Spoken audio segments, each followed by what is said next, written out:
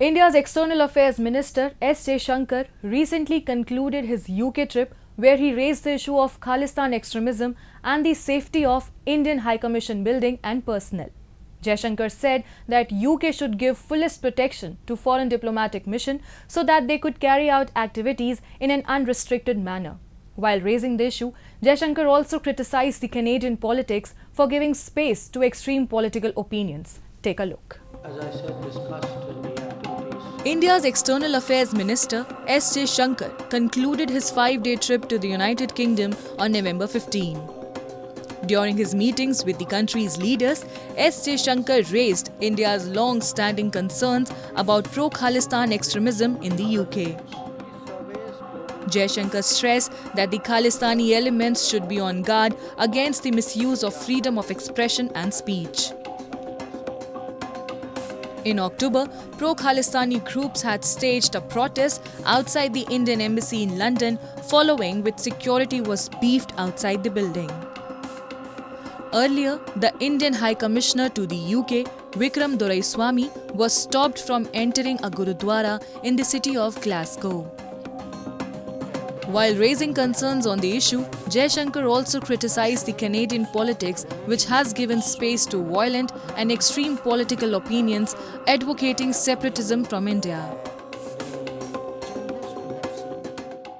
In Canada, we feel that the Canadian politics has given space to violent and extreme political opinions which advocate separatism from India, including through violent means.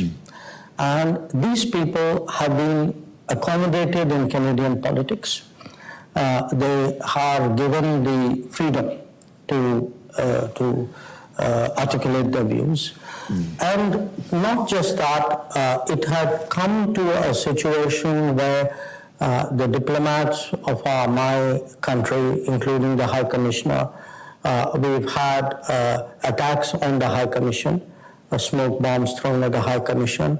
My Consul General and other diplomats were intimidated in public. Pro-Khalistan supporters abroad have been vandalizing temples and holding referendums in support of their demand. On several occasions, pro-Khalistani groups have demonstrated outside Indian High Commission in Canada, Australia, the United States and the UK.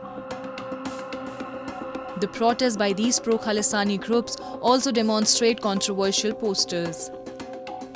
In the past, India has raised the issue with Western countries including UK. The UK government, however, has declared that attacks on the High Commission of India in London are unacceptable. During the G20 meet in New Delhi, UK PM Rishi Sunak had stated that his government is working closely with the Indian government to tackle pro-Khalistan extremism.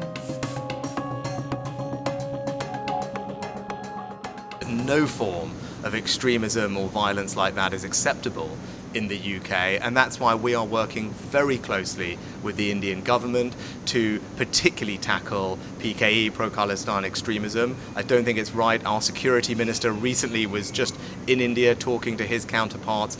We have working groups together to share intelligence and information so that we can root out this kind of violent extremism. It's not right, and I won't tolerate it in the UK.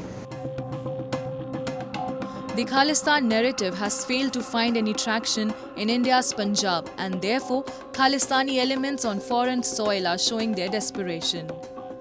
These Khalistani elements often raise their own separatist flags while disrespecting India's national flag. However, India has made it clear that it won't accept its national flag being pulled down and any such agenda to break the country.